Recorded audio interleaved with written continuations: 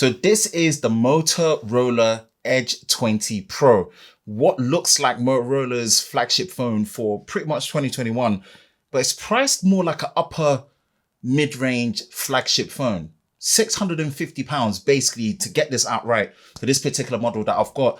So how's my time been with it? I've had it for a little while now, so kind of like about a week. Time to give it my first impressions, and so far I'll say it's been decent. But you know what? We're going to dive into why it's been decent and what my initial thoughts are on it. This is my first impressions of the Motorola Edge 20 Pro. Let's go.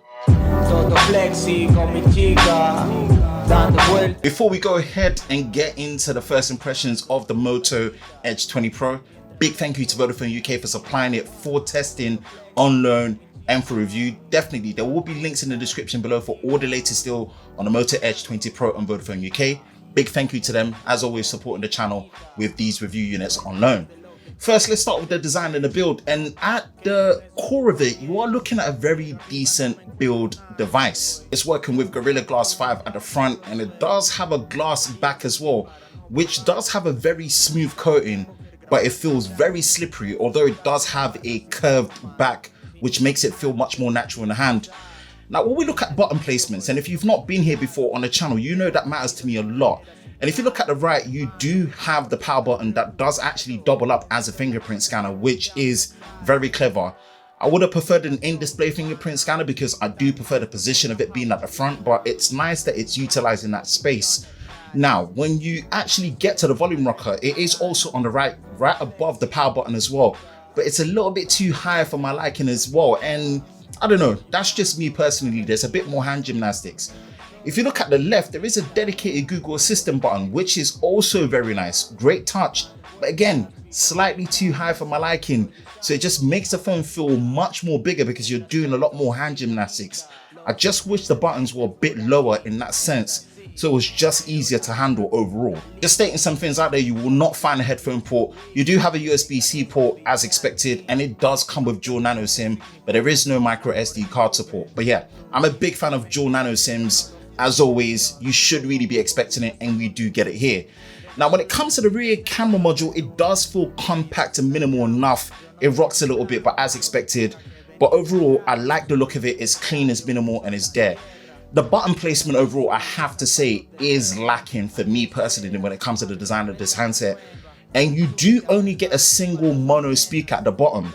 The speaker grill at the top does not double as a second stereo speaker, so when it comes to your loudspeaker audio experience, you kind of just have to take it as it is. Overall, it looks and feels great, but there is something to be lacking when it comes to the button placements, but overall, it feels decent. Next is the display. You are working with a 6.7-inch flat display, full high definition plus. It is a 19.5:9 aspect ratio. It is OLED, and the highlight is 144 Hertz of the high refresh rate on here, which is the first device I've used of 144 Hertz. What's interesting is the refresh rate options. When you actually go into the display settings, you do have auto refresh, but it states that it works in auto refreshes up to 120 Hertz. I might try that, but again, I forced it straight to 144 Hertz because I want to experience all of the smoothness and what it has to offer.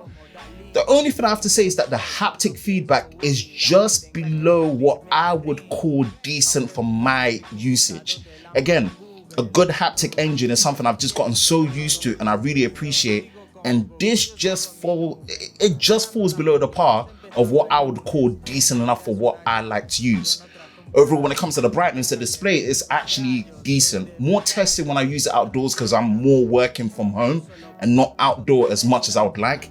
But so far, overall, the display experience has actually been really good. I'm digging it. Now, in terms of the specs and the performance, you are working with a Snapdragon 870, 12 gigabytes of RAM, and 256 gigabytes of UFS 3.1 storage for this particular SKU or model that I've got.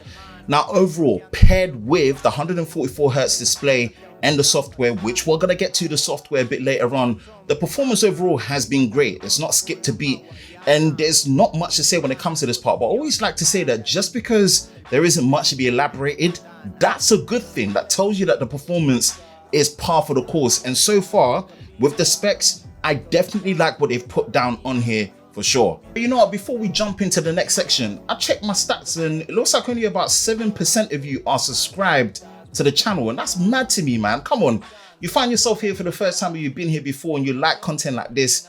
I'm bringing enthusiasm to tech for you. You enjoy it, make sure you like, subscribe, turn the notifications so you don't miss any future videos on the Lover of Tech channel. You're gonna be part of Team TLS as well, man. Come on, hit that like button, subscribe, turn the notifications.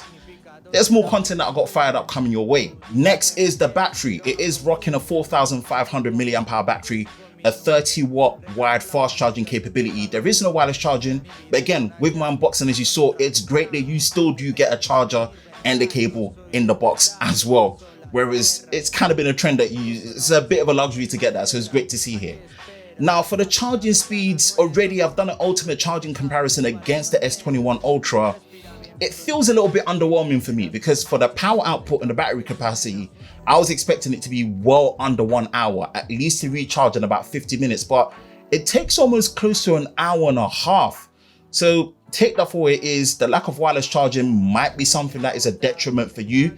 Not to me, because I don't, but at the end of the day, it's something that's lacking on there as well. But away from that, man, the actual battery performance has been great, especially when it comes to the standby time. For whatever reason, sometimes I leave it and it just barely drains battery overnight. So the standby time is good, but the overall battery usage has just been really good on the Moto Edge 20 Pro. So overall, some charging features missing, but overall battery performance, it's been great. Let's look at the software, and there is going to be a couple of hot takes on this particular one. Look, as expected, it is running Android 11 out of the box, with a touch of what Motorola has when it comes to their software features and how they run their version of Android.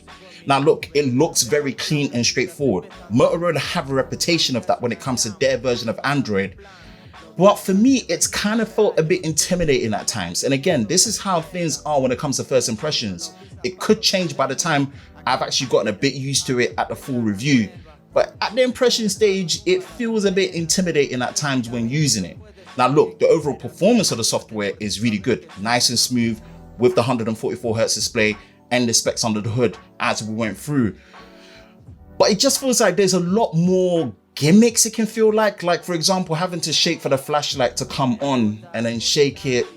I don't know, there's just odd little things about it. And yes, it's great that it's got great animations in terms of instructing you what to do and what the features are. Just sometimes it feels a bit intimidating, even though it does look clean. Now, bearing in mind, it might just be the fact that I'm used to different software from other Android OEMs, and I'm willing to accept that and give it time to get used to it if that's the case. But it looks clean, just feels a little bit intimidating for me, which was quite surprising while using it. Now, when it comes to the camera system, it is working with a triple rear camera system at the rear. And the main sensor is 108 megapixels with f1.9 for the aperture. You do have an 8 megapixel ×5 optical zoom for the periscope sensor there, which is great to see, and a 16 megapixel ultra wide.